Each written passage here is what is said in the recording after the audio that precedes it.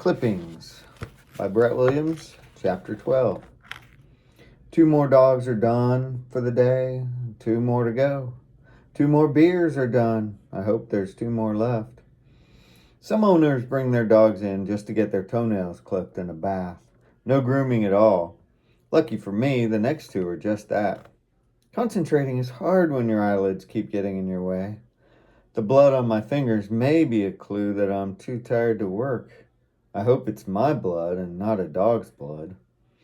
I must have lost more sleep over the weekend than I thought. The magnetic bell dings. There's an excited conversation between Wendy and someone. I assume it's a customer. The customers love her. They almost always smile when she's talking. Maybe it's the sparkle in her eyeshadow or the gleam in her lip gloss. The words from the front room float through my body, not even making it in one ear. My toes are comfortable. My hair is comfortable. I've got 2 more dogs to do. I hear more talking. There's a sense of urgency to it. Maybe I should see if everybody's all right. I've got 2 more dogs to go. Those beers hit the spot. 2 more beers in the fridge. There's that talking again. My hands are bleeding. Hey!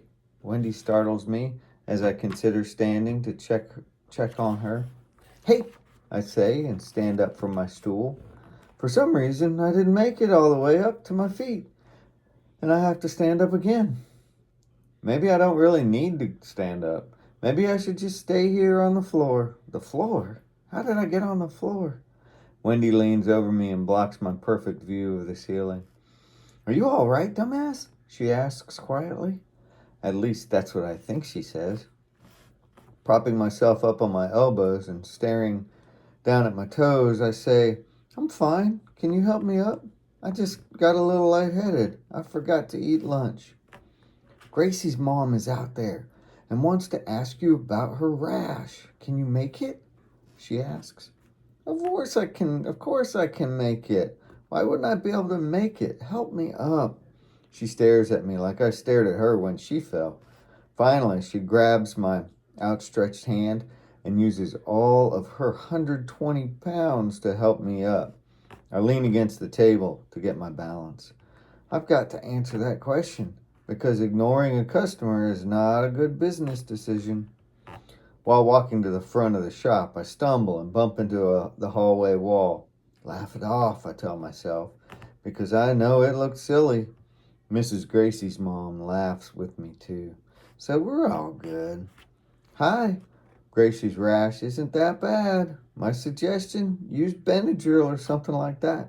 Just 1 pill per 75 pounds and some cortisone cream. That should do the trick. But Gracie is only a 15-pound dog, she says. Something I already know. Right, and you should cut the pills in half. She should only get 1. 1 per week? What do you mean? Do you mean 1 per day? She asks, as if it's hard to understand. Some people have to try hard to understand. Pharmaceuticals can be complicated. Sometimes people try too hard to listen. They get confused by the simplest word combinations. I tell her again in a slower, more direct way. Give Gracie 1/2 of a Benadryl in the morning and 1 before bed. And rub some cortisone cream on it too. It should take a week or so to heal. Both Wendy and her are paying attention. All 4 their eyes squint at me. And so are the Gracie's moms. Now, they're all nodding at me. I'm sure they understand. Why can't all people be good listeners? There are shades of gray in everybody's abilities. Wendy decides to become one person again. Don't rub the cortisone on the pill, she says, with a smile to help the old lady understand. Another blip of silence, and Gracie's mom puffs a breath and nods her final acceptance of my treatment plan. The utter impatience on Wendy's face isn't masked too well, but she smiles through it. It must be frustrating to deal with poor communicators all day. I'm lucky I have her to do the job for me. My advice was all Gracie's mom needed. She starts writing a check. Baby, I'm glad we asked you to come up here, Wendy says. Thanks for your help. You can get back to work now so we can leave on time. It seems like she's having trouble with this lady, but I know she can handle it from here.